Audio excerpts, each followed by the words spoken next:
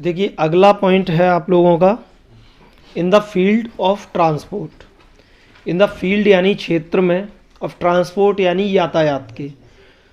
We have conquer, हमने विजय प्राप्त की है। डिस्टेंस यानी दूरी पर, by the use of buses, trains, cars, planes ETC। Bus, train, car, plane और भी कई सारे साधन हैं। इन सभी साधनों की वजह से हमने क्या किया है, दूरी पर विजय प्राप्त कर ली है। Now we can sail on the water, हम पानी पर यात्रा कर सकते हैं। We can fly in the sky, हम आसमान में उड़ सकते हैं।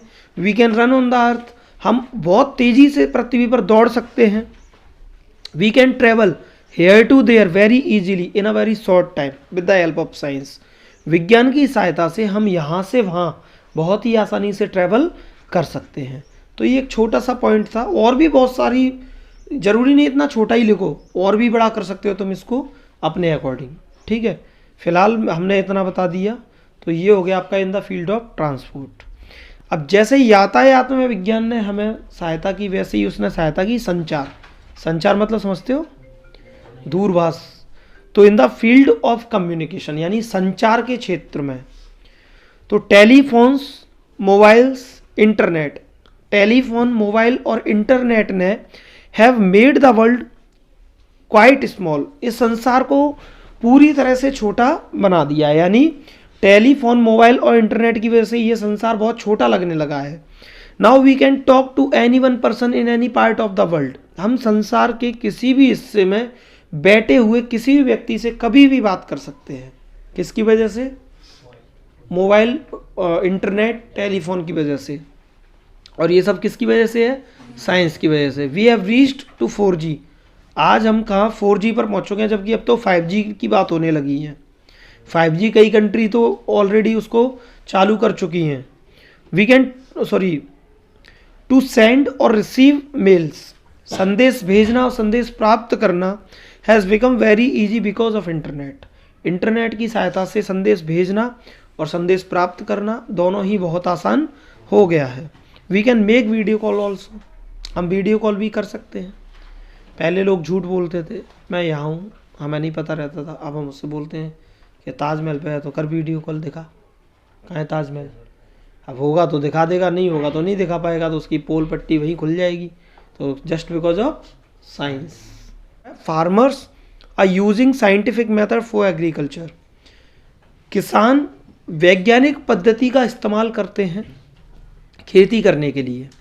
They are using scientific tools for cultivation and grow more crops, किसान पैदावार और अधिक से अधिक फसल पैदा करने के लिए वैज्ञानिक उपकरणों का प्रयोग करते हैं। They are using tractor, threshers, harvesters, आज किसान ट्रैक्टर, थ्रेसर, हार्वेस्टर का यूज़ कर पाता है। That's why they can take 3 crops in the same land, इसीलिए वो एक ही भूमि में 3 से 4 फसल इजीली ले लेता है। अगला पॉइंट क्या है? इन द फील्ड ऑफ कंप्यूटर, यानी कंप्यूटर के क्षेत्र में। तो द कंप्यूटर है one of the most wonderful inventions of modern science. Computer आधुनिक विज्ञान की सबसे आश्चर्यजनक खोजों में से एक है। यानी आधुनिक विज्ञान ने जितनी सारी भी खोज की हैं उनमें से सबसे आश्चर्यजनक खोज क्या है? कंप्यूटर है। A computer works with fantastic speed and efficiency, एक कंप्यूटर बहुत अच्छी गति और गुणवत्ता के साथ कार्य करता है। Computers are use to control the direction of rockets and missiles, computer का प्रयोग रॉकेट और मिसाइल की दिशाओं पर नियंत्रण करने के लिए भी किया जाता है।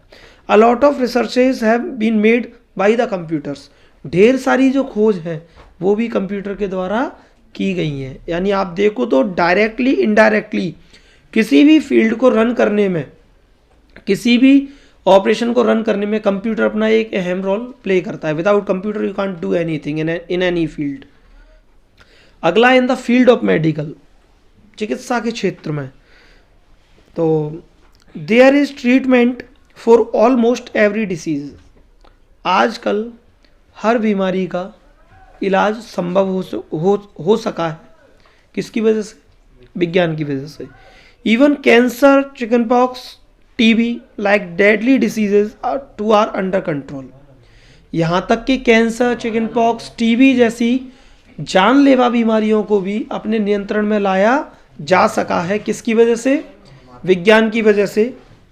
Now man is wanted to overcome on death. अब मनुष्य मृत्यु पर विजय प्राप्त करना चाहता है। Medical facilities have been brought death rate down. चिकित्सा की वजह से, चिकित्सा सुविधाएं जो हमको मिल गई, उनकी वजह से जो मृत्यु दर है वो काफ़ी हद तक कम हो गई है। यानी अब आप ये मान लीजिए कि अगर 2%, 1% चांसेस भी है तो भी डॉक्टर आपको बचा लेगा। अगर आप बिल्कुल ही मर चुके हैं तो बात अलग है, अदरवाइज थोड़े से भी चांसेस है ना तो डॉक्टर आपको बचा लेगा, just because of medical facilities which is given by science. Okay, the next point is science is a blessing और ए कर्स। अब ये कैसे डिसाइड करें? ये जो हमारा अगला पॉइंट है, साइंस इज ए ब्लेसिंग और ए कर्स, तो इसमें हम ये देखेंगे कि विज्ञान एक वरदान भी है और एक अभिशाप भी है। तो साइंस इज ए ब्लेसिंग, विज्ञान एक वरदान है, बट ऑल्सो ए कर्स, लेकिन एक अभिशाप भी है। This is only one side of coin. अभी तक हमने जो विज्ञान के बारे में पढ़ा वो सिक्के का केवल एक पहलू है। हर सिक्के के दो पहलू होते हैं, हमने जो पढ़ा है वो अभी केवल एक पहलू है। The another side of coin is very defective. अगर आप इसका दूसरा हिस्सा देखना चाहते हो तो वो बहुत ही ज़्यादा खतरनाक है। Science has given us many deadlier weapons. विज्ञान ने हमको कई जानलेवा हथियार दिए हैं। If the third world war break, यदि तृतीय विश्व युद्ध हुआ, it will destroy the world, तो ये विज्ञान पूरे संसार को नष्ट कर देगा। Because we have seen the example of nuclear power in Japan in 1945। क्योंकि हम परमाणु बम की शक्ति 1945 में जापान में ऑलरेडी देख चुके हैं, जापान के हिरोशिमा और नागासाकी में। अगर तृतीय विश्व युद्ध हो गया तो ये संसार पूरी तरह से नष्ट हो जाएगा। ठीक है, क्योंकि उस समय में और इस समय में बहुत अंतर है। 70 साल का फ़र्क है, 75 साल का फ़र्क है। 75 साल पहले जब विज्ञान ने वो तबाही मचाई थी जापान के अंदर, तो अगर आज तृतीय विश्व युद्ध हो गया तो आज विज्ञान क्या करेगा? समझ रहे हैं आप लोग? अगला पॉइंट है कंक्लूजन। कंक्लूजन यानी निष्कर्ष, जिसको आप उपसंहार भी बोलते हो। इसमें आप ये समझते हो कि आपने जो पूरा ओवरऑल पढ़ा निबंध में या जो लिखा, उससे क्या सीखा आपने, या आप जो लिख रहे हो उसको पढ़कर दूसरा क्या सीख सकता है। तो हमने कहा कि in fact there is nothing wrong with science. विज्ञान गलत नहीं है, it is up to man. ये मनुष्य पर निर्भर करता है हाउ ही यूज इट, कि वो विज्ञान का यूज कैसे कर रहा है। विज्ञान गलत नहीं है, ये मनुष्य पर निर्भर करता है कि वो विज्ञान का यूज कैसे कर रहा है। Hence man should use science for peace and happiness of mankind. इसीलिए मनुष्य को विज्ञान का यूज मानव जीवन की सुख, शांति और खुशी के लिए करना चाहिए। It should never be used for war and any other destructive purpose.